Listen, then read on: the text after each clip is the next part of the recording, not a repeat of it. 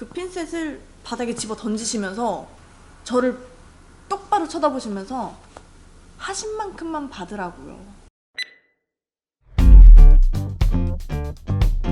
미용을 하면서 가장 힘들었던 점이 있다면? 저는 친구들끼리 좀 그런 얘기 많이 해요. 약간 미용이 뒤통수 때린다고.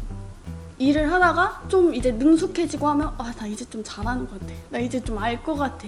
이러다가 또 꼭 한 번씩 무슨 일이 꼭 생겨요. 뭐 나의 시술 과정이라든지 아니면 뭐 컴플레인이라든지 결론은 뭐냐면 그게 이제 와서 생각해보니까 성장 과정인 것 같아. 괜찮은 줄 알았는데 딱 그때 오는 슬럼프와 그 여러 가지의 과정. 그게 제일 힘들지 않나. 사실 일적으로 힘든 것보다 일 외적으로 근무 시간이 좀 많이 길고 또 휴무도 좀 적은 편이고 또 주말에 못 쉬고 이런 점 때문에 친구들이나 가족과 보낼 시간이 좀 적다는 거? 술 안 먹고 좋죠? 소리요? 사람을 상대하면서의 내가 어쨌든 낮추고 들어가야 하는 건 당연한 건데 그게 이제 몇 번 이렇게 지속되다 보면은 아무래도 정신적으로 조금 이제 쿠쿠다스? 내가 살짝 코코다스인데 쿠크다스가 뭔가요? 그 되게 부드러운 과자인데 뜯을 때 100% 부서져요. 맞아요. 네. 그러니까 멘탈이 쉽게 무너진다. 네.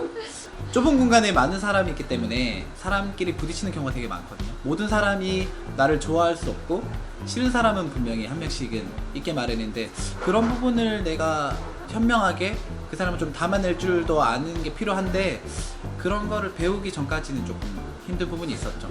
미용을 하길 잘했다고 생각이 들었을 때는 어떨까요? 뭐 정확하죠. 고객이 만족했을 때 그리고 뭐 선생님은 월급 들어왔을 때. 지금까지 겪어본 힘들 중 최악의 진단은 힘든가요? 저는 며칠 전에 나 알아. 완전 진짜 멘붕이 온 고객님이 오셨는데 갑자기 저희 매장에 어떤 고객님 들어와서 드라이 좀 돼요?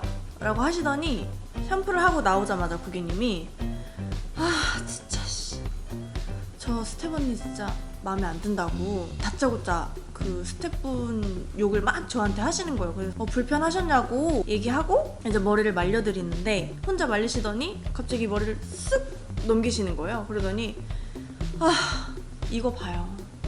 내가 내 머리를 잘 아는데 뿌리가 지금 갈라졌잖아요 라고 하시면서 말을 막 툭툭툭툭 뱉으시면서 말을 놓으시는 거예요. 그래서 죄송하다고 얘기하고 제가 어떻게 머리 해드릴까요? 그랬더니 자연스럽게요 라고 하시는 거예요. 그래서 제가 그럼 자연스럽게 안으로 넣어드릴까요? 아니면 약간 바깥으로 뻗치게 해드릴까요? 물어봤는데 자연스럽게요 계속 그 말만. 그 핀셋을 바닥에 집어 던지시면서 내가 이 시간에 여기 왜 있는 거야 하시면서 가시더라고요.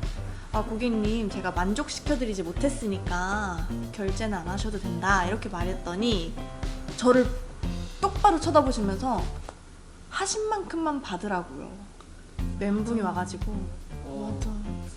네, 자존심이 많이 지금도 약간 좀 울컥하시는 것 같아요. 네. 술 먹었어요. 많은 분들이 궁금해하시는 질문입니다. 정말로 대시하는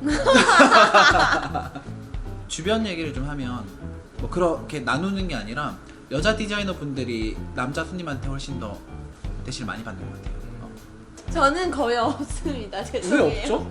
남동생 같이 생각하시는 것 같은데 그렇게 편하게 생각하신다고 저는 생각해요. 사인을 보내는데 본인이 부담되는 모를 수 있어.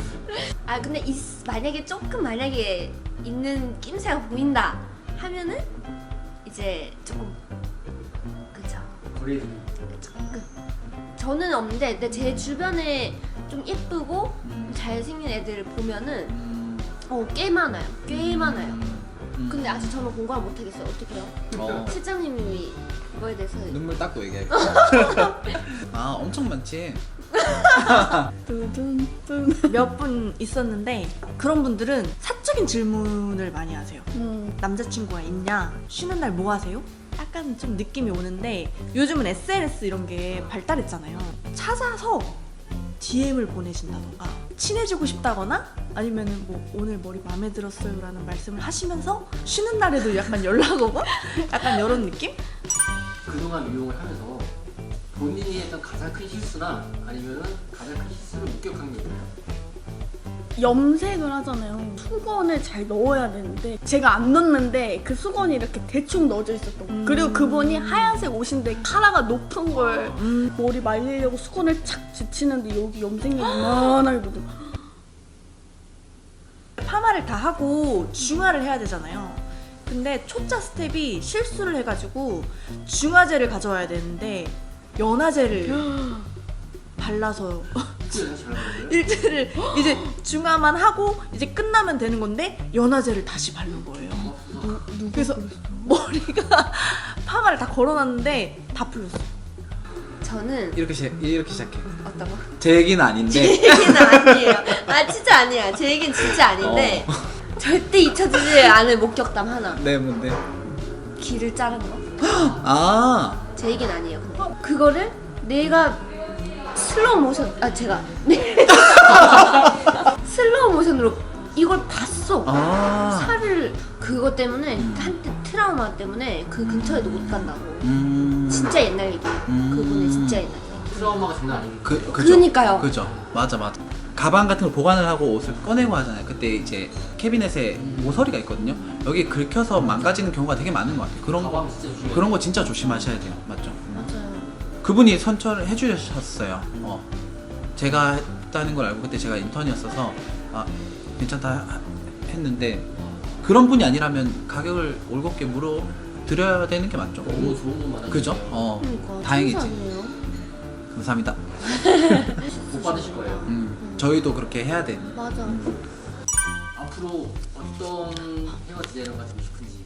일단 고객들한테는 더 아니면 머리 못하는 팬층을 좀 만들고 싶어요. 제가 컬러라든지 커트를 전 좋아하거든요. 그쪽으로 제 기술을 특화시켜 개인 브랜딩을 좀 잘해서 오래오래 좀 살아남고 싶은.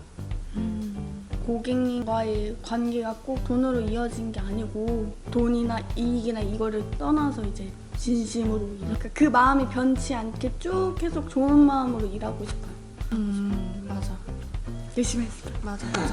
미용을 처음 시작할 때 그런 생각을 진짜 많이 했어요. 지금은 많이 좋아졌지만 교육 체계가 분명하지 않은 것에 대한 고민을 되게 많이 했었거든요.